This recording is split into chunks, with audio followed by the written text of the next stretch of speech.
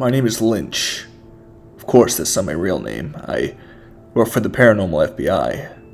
PFBI for short. No, we're not the Men in Black. Those guys deal with aliens and the like. We deal with strange things that don't come from space. I don't even comprehend what counts as space anymore. The planet is literally made from crap from space. I'm getting off topic. I'm not one of the guys who goes risking their life capturing or killing things. I have a desk job. Sure, it's not as exciting as field work, but fuck that. I like to live, so I'll gladly take the mundane job. If I can call this job mundane, that is. I deal with paperwork and legal stuff regularly. Most of what I read, I can't even breathe a syllable. Otherwise, all files telling of my existence get shredded, just like the KIA operatives. The job isn't all that bad. Occasionally, I'm assigned to script interrogations. We get those records for any organization that has the dough to buy a copy, or the rights entirely. Lucky for you, I found a few not-so-secret files that I'll tell you for free. I think this was my 5th time scripting an interrogation. Whenever there's a case that's too strange for the normal FBI and the like, we get called in. This case is about a woman in her early 20s. She was suspected of murdering her parents as well as countless others. Yet, all evidence found proved inconclusive.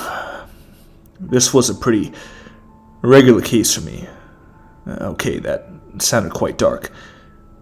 I forget you guys haven't gotten used to stuff like this. Anyway, here's my report. One of our agents was assigned to interrogate Miss Selena. This specific interrogator was called Blood Eyes. I usually recommend not keeping any kind of eye contact with them. If you do, well, you've essentially lost.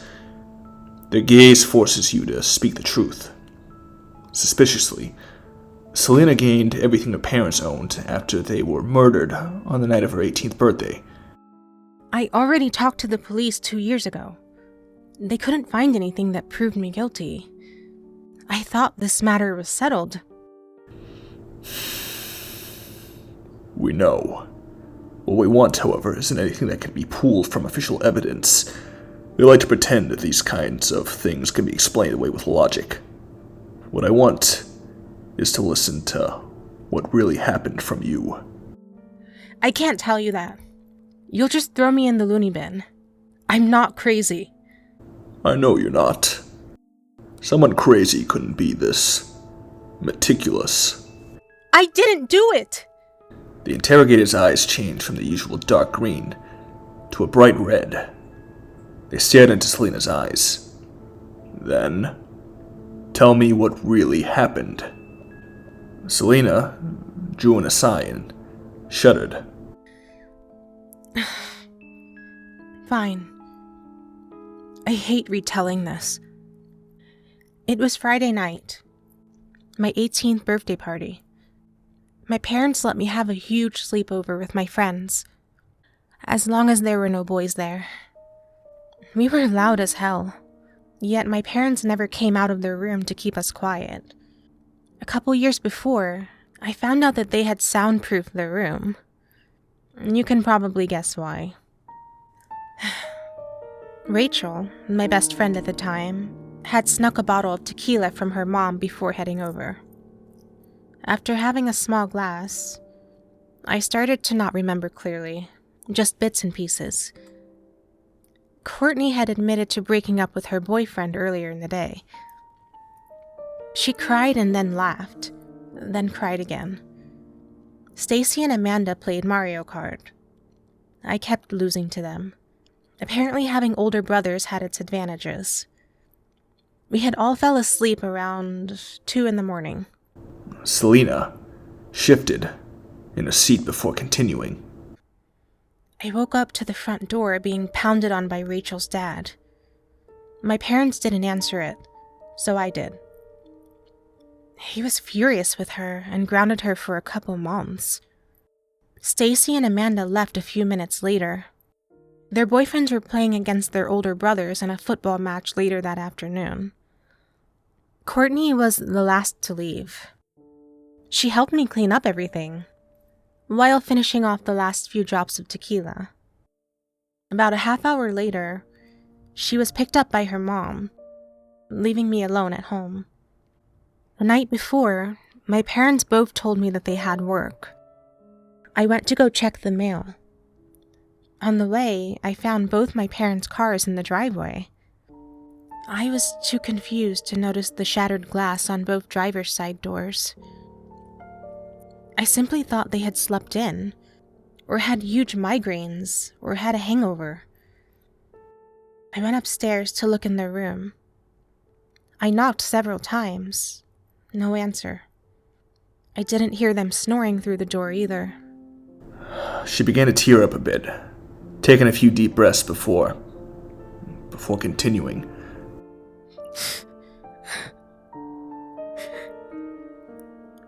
I opened the door, and there they were, covered in their own blood.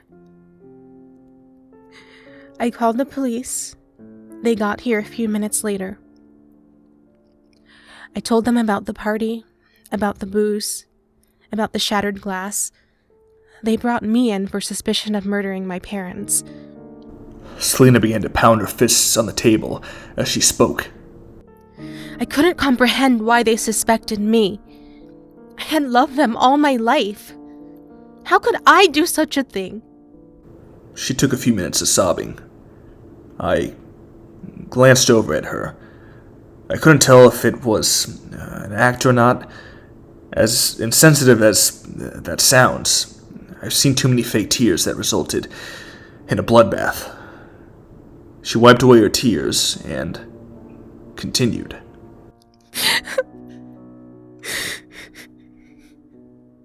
It was after half a year of countless interrogations, and so many reporters not leaving me alone, that I couldn't take it anymore. I needed some help, so I went to see my boyfriend. It had been a while since I last saw him. I had practically abandoned him. So I go over to his house, like I used to back when we were dating. I just needed the one person who felt like my last pillar of support. I knocked on his door a couple times, which was a bit odd. He usually answered quickly. When he finally opened the door, he looked surprised, shocked even. I asked him if I could come in. He told me it wasn't a good time. That's when this blonde bimbo wrapped her arms around his neck and kissed him on the cheek. She had the audacity to ask who I was. I just blacked out after that. The next thing I remember was heading to my car, with blood-stained clothes stuffed in my bag. I didn't feel anything, as if my head was completely clear. It felt like that the entire time I drove home. I burned the bag along with the clothes and went to bed. The next morning, I woke up screaming. I could finally feel again. It was terrifying. Things like that happened more often afterwards. It was as if I was being piloted by someone else, someone very calculating and precise. It took a few months before I remembered these blackouts, before I could interact during them. Over time, I began to enjoy it. It was like a thrill of excitement. I began looking for trouble just to feel anything other than boredom. The police never caught on, but you guys did. Selena sat for a couple of minutes just staring at her interrogator. They finally cleared their throat and asked her one more question. This pilot you speak of, it seems you've gotten used to its effects. Can you control it? The lights in the room flickered a bit, causing me to jump a bit. One of Selena's eyes had become absolutely black. In a voice both her own and not, she responded, Yes, I can. "Oh, okay." Rereading that made my skin crawl a bit. I can't explain to you how much I wanted to run back then. Eventually, over time, I honestly grew used to things like this. I'll be working on another scripting soon. I'll post next time I get the chance. Sincerely, your friendly PFBI guy.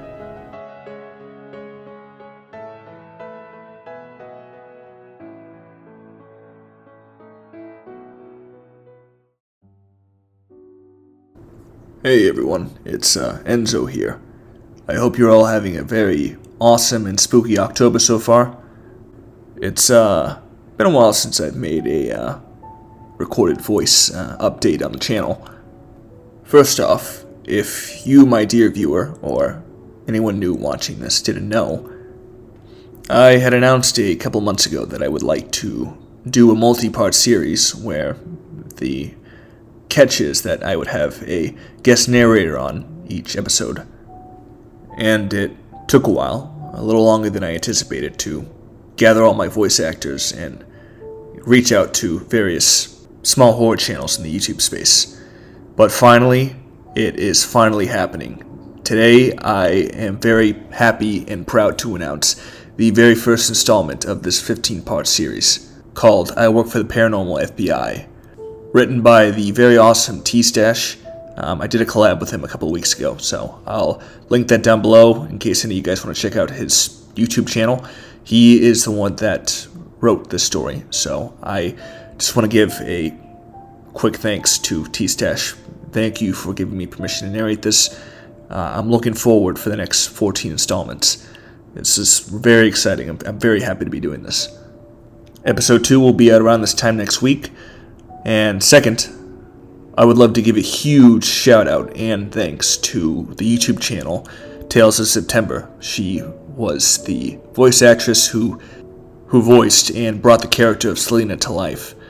So I'm extremely grateful, Tales of September, for you being a part of this.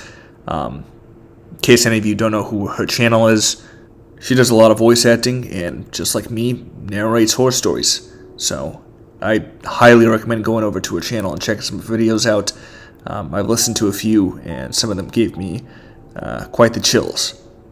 I will link her channel down below in the description, and I'll be making a post about this video, pinning her YouTube channel on there as well. Once again, Tales of September, thank you again for lending your awesome voice. Also, one last announcement. This month, I made a small announcement in one of my YouTube descriptions, I think it was last week or the week before. At the very end of this month, right around Halloween week, I will be releasing back-to-back 3 episodes, like a Halloween countdown, like Mr. Creepypasta did back in the day. 3 episodes back-to-back from October 29th all the way to October 31st. And going forward every year, I'd like to make this a annual and regular thing, except as the years go by, I'd like to implement more and more days. It's only 3 days this year because I'm finishing up my last semester of my grad program, so I'm very, very busy, but this has been something I've been thinking about doing for about 3 or 4 months now, so I'm very excited that it's coming into fruition, and I hope you all are looking forward to that as well. You all have a blessed and amazing night. If you like what you heard, give the video a like, and go over and check out Tales of September's channel. I highly recommend it. And if it so behooves you, subscribe. You all have a lovely night, and stay tuned.